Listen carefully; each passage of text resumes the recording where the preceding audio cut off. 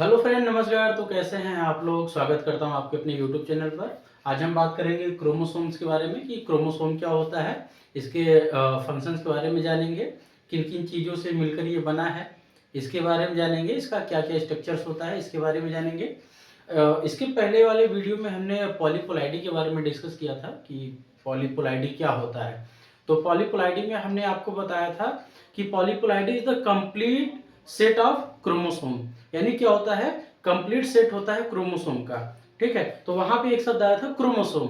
तो हमें ये जानना है कि क्रोमोसोम होता क्या है। आइए डिस्कस कर लेते हैं कि क्रोमोसोम क्या होता है। देखिए, chromosome are thread like structures. Chromosome क्या होगा, एक थ्रेड लाइक यानी धागे जैसा स्ट्रक्चर होगा। ठीक है, दैट कैरी जेनेटिक इंफॉर्मेशन, जो किसको कैरी करता है, जेनेटिक इंफॉर्मेशन को कैरी करता है। कहां पे करता है, in the living cell, in the nucleus of the living cell, यानी लिविंग सेल के न्यूक्लियस के अंदर वो प्रेजेंट होता है और जेनेटिक इंफॉर्मेशन को कैरी करने का काम करता है। और उसका स्ट्रक्चर जो होता है बिल्कुल धागे जैसा होता है। ठीक है, तो इसे कहते हैं क्रोमोसोम। आइए समझ लेते हैं। देखिए, क्रोमो मतलब होता है कलर। ठीक है, सोमा का मतलब होता है बॉडी, कलर्ड बॉडी, यानी ये क्या होगा, जब भी स्टेनिंग होगी तो इजीली क्या होगा, कलर्ड हो जाएगा और ये आसानी से क्या होता है, आइडेंटिफाई किया जा सकता है। इसीलिए इसको क्या कहा गया है, कलर, क्रोमा और सोमा मीन्स बॉडी। ठीक है, देखिए ये कोई हमारा सेल है, सेल के अंदर न्यूक्लियस प्रेजेंट है ना, और न्यूक्लियस के अंदर क्या है, थ्रेड लाइक स्ट्रक्चर। ठीक है, जिसे हम क्या कह रहे हैं, न्यूक्लियोटाइड्स, है ना, न्यूक्लियोटाइड्स। उसके बाद क्या है, आप देख रहे होंगे जीन, डीएनए, देन क्रोमोसोम। ये सारी चीजें डिफरेंट नहीं है, एक ही चीज है। इसको हम स्ट्रक्चर के माध्यम से समझेंगे। जैसे कह रहा है कि इसके अंदर जब ये कंपैक्ट फॉर्म में प्रेजेंट होता है ना, तो इसे कहते हैं न्यूक्लियोटाइड्स, यानी कंपैक्ट फॉर्म में बिल्कुल सिकुड़ कर, है ना। ठीक है, एक बंच के माध्यम में क्या होता है, बंधा रहता है, तो उसे न्यूक्लियोटाइड कहते हैं। और जब इसी न्यूक्लियोटाइड को थोड़ा सा हम स्ट्रेच करते हैं, खींचते हैं, तो वो क्या कहलाता है, जीन कहलाता है। और जीन को फिर थोड़ा सा खोलते हैं तो डीएनए कहलाता है। और उस डीएनए को थोड़ा सा और खोलते हैं तो क्या कहलाता है, क्रोमोसोम कहलाता है। यानी क्या है, ये चारों चीजें एक ही हैं, अलग नहीं है। ये कंपैक्ट फॉर्म में किसके अंदर पाए जा रहे हैं, न्यूक्लियस, किसी भी सेल के न्यूक्लियस के अंदर पाए जा रहे हैं। ठीक है, देखिए जैसे ये हमारा कोई न्यूक्लियोटाइड है, ये स्ट्रक्चर देखिए न्यूक्लियोटाइड है, इसको थोड़ा सा खींचा गया तो ये इसे जीन कहा गया, और फिर इसे थोड़ा सा खींचा गया तो इसे डीएनए कहा गया, और फिर इसे थोड़ा सा खींचा गया तो ये क्या कहलाया, क्रोमोसोम। ठीक है, यहां तक समझिए आप।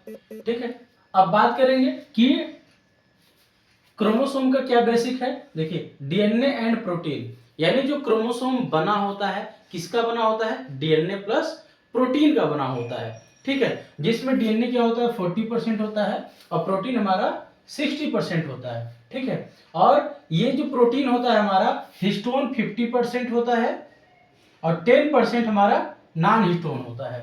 ठीक है, जनरली ये क्या करता है, जेनेटिक मटेरियल को कैरी करता है, और ये हमेशा क्या होता है, पेयर फॉर्म में होता है। किस फॉर्म में होता है, पेयर फॉर्म में। हमने पॉलीपोलाइडी में भी बताया था कि क्रोमोसोम क्या होता है, कि पेयर फॉर्म में होता है। ठीक है, इसका क्या होता है, डीएनए का जब रेप्लिकेशन होता है तो मल्टीप्लिकेशन होता है, उसी को क्या कहते हैं, जब वो पेयर फॉर्म में आ जाता है तो उसे हम क्रोमोसोम कहते हैं। देखिए, स्ट्रक्चर के माध्यम से समझ लेते हैं। जैसे हमारा कोई क्रोमैटिड्स है, ठीक है, जो यहाँ पे हमने आपको बताया, ये हमारा क्या है, सिंगल क्रोमैटिड्स है।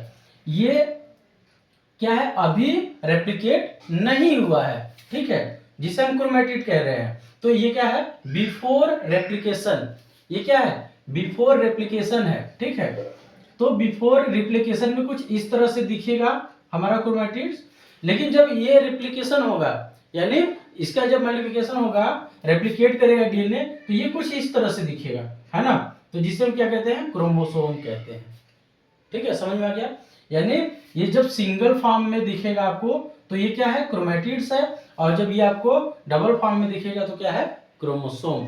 ठीक है, यानी है एक ही चीज, लेकिन एक रेप्लिकेशन के पहले का प्रोसेस है और एक रेप्लिकेशन के बाद का प्रोसेस है। ठीक है, जैसे यहाँ पे हम देख पा रहे हैं कि ये डीएनए, ठीक है, फर्दर रेप्लिकेट होके दो भाग में डिवाइड हो गया है।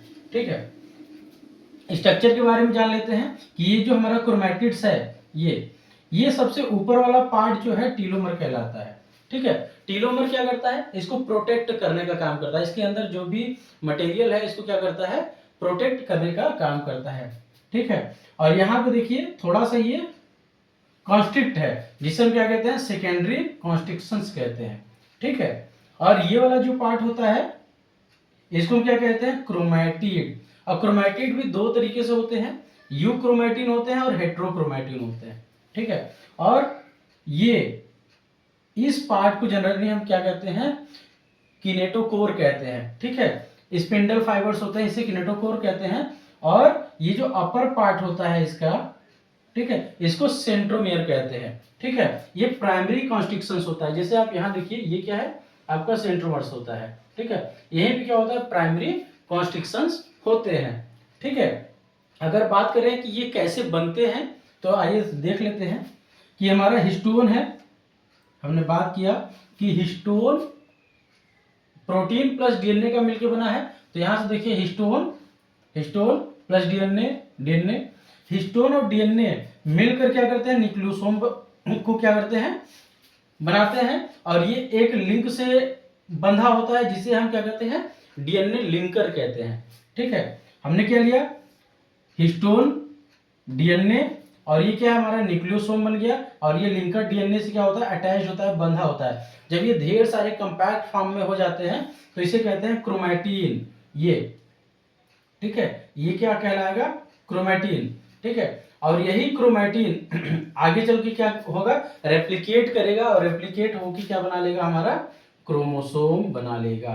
ठीक है, तो आई होप कि ये जानकारी आपको अच्छी लगी होगी। अगर अच्छी लगी होगी तो ज़्यादा से ज़्यादा लाइक शेयर फॉलो जरूर करें। Thank you so much.